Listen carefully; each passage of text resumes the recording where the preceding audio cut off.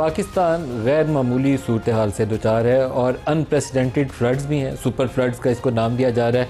ये 2010 में भी इसी तरह था और 2022 में भी इसी तरह था, लेकिन हमारी नाअहली और कोताही के सबब हम वो इंफ्रास्ट्रक्चर और वो सहूलतें पैदा नहीं कर सके जिसके सबब अपने लोगों को बचा सकें उनको मुश्किल वक्त में पानी के रास्ते बचाते हुए ऐसी जगहों पे बचा सकें जहां उनकी ज़िंदगियों में आसानियां हों। जब फ्लड्स आएंगे तो वो उनके खेत जो हैं वो पानी से डूब जाते हैं, सड़कें वड़कें वो रास्ते में टूट जाते हैं, बंद टूट जाते हैं, तो ऐसे में उनको रेस्क्यू करना बहुत मुश्किल हो जाता है। इस वक्त पंजाब में सूरत हाल बहुत दुश्वार है और ये सूरत हाल अगले 2-3 हफ़्तों में सिंध की तरफ मुंतकिल होनी है और सिंध से पानी जो है सिंध की ज़मीनों से बहुत ही मुश्किल से जाके फिर आगे निकलता है और वो कई महीने लग जाते हैं। बाज़ इलाकों के अंदर वाटर लॉक्ड हो जाती हैं वो ज़मीनें, और ये सारी सूरत हाल में एक बड़ा कलीदी किरदार उन लोगों का है जो लोगों को मुश्किलात में मदद पहुँचाते हैं।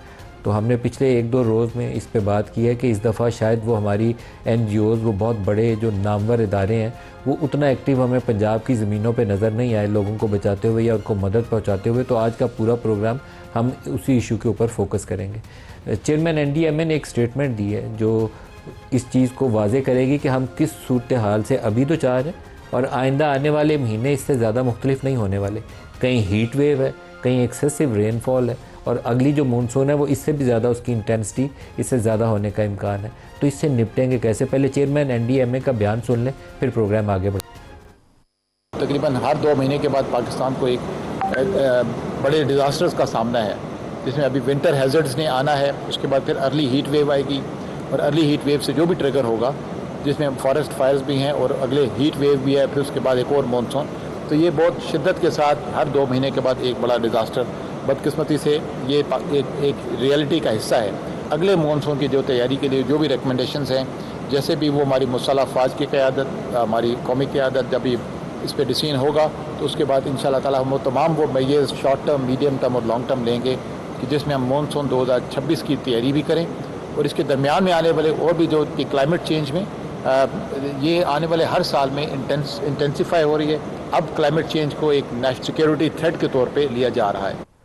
हर 2 माह में एक बड़ी तबाही जो है उसकी तरफ निशानदेही कर रहे हैं, कभी हीट वेव की शक्ल में, कभी ज़रूरत से ज़्यादा बारिशों की शक्ल में, कभी वो जो फॉरेस्ट फायर शुरू हो जाती हैं उसकी वजह से, और दोबारा अर्ली मानसून होने का भी जो इम्कान है उस वजह से भी। सब के लिए तैयार रहना पड़ेगा।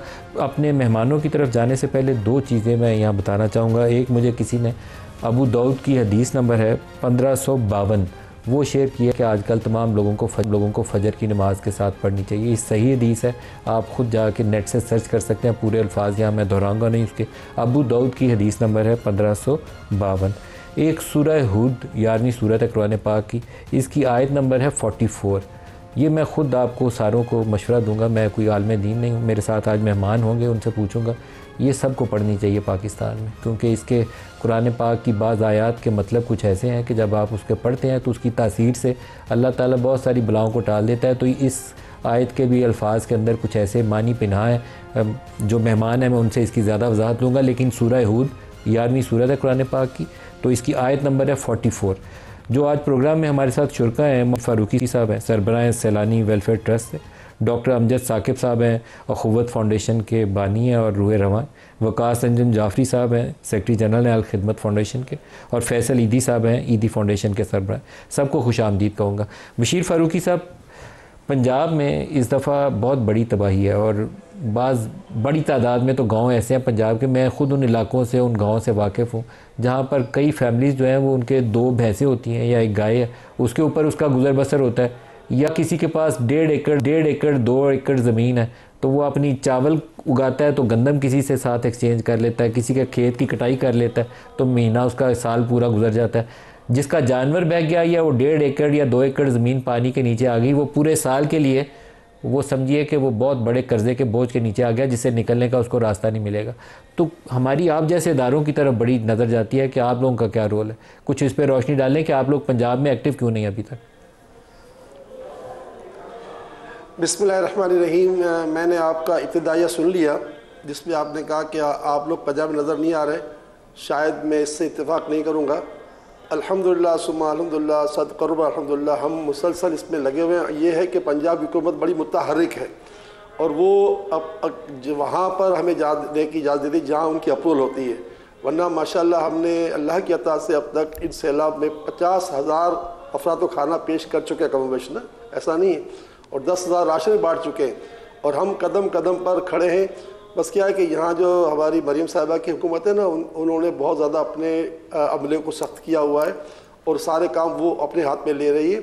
लेकिन फिर भी हमने अपनी टीम, हमारे वहाँ के हेड है इरफान साहब, उनको कह दिया कि जहाँ जहाँ भी रियासत ये कहती है कि भैया वज़ीर आला के साथ इश्तराक करो, तो हमको भरना नहीं, हमें काम करना है, कोई किसी का भी इश्तराक हो। तो जनाब पहली बात तो ये कि हम हैं और रहेंगे इंशाअल्लाह ताला, आपको इसका की तकलीफ नहीं पहुँचेगी। मेरे बड़े प्यारे खैरख्वाह हैं अमजद साकी साहब जो आपके साथ मौजूद हैं, फैसल अदी साहब भी मौजूद हैं, तो हमारा काम ही है सर, और हम करते रहेंगे इंशाअल्लाह। मगर ये ऐसा नहीं है, जब KPK में मामला हुआ जुमे के दिन, तो मंगल के दिन वहाँ पहुँच गया था मैं अल्हम्दुलिल्लाह, और उस वक्त से लेकर आज तक अल्लाह की रहमत से हम KPK में काम कर रहे और करते रहे। हमने 6 महीने का MOU तक कर लिया, वहाँ की जो वज़ीर आला से मुलाकात की, फिर हमारा जो है वहाँ की DC से तय हुआ कि भाई आप 6 महीने यहाँ पर लोगों को दवाइयाँ और खाना फराहम करोगे। हमने 6 महीने के लिए अस्पताल उन्हें हमें दे दिया है, उस अस्पताल में उन्होंने हमें रहाइश दे दी है, किचन दे दिया है, और वो जगह दे दी है जहाँ हम खाना खिला रहे हैं और अद्वियात बांट रहे हैं। तो माशाल्लाह हम पीछे नहीं है सर, कोई किसी ने वो गलत कह दिया है। अमजद साकिब साहब, आप फरमाइएगा, पंजाब में आपका इस वक्त क्या रोल है, अगर चैलेंजेस हैं तो वो क्या है?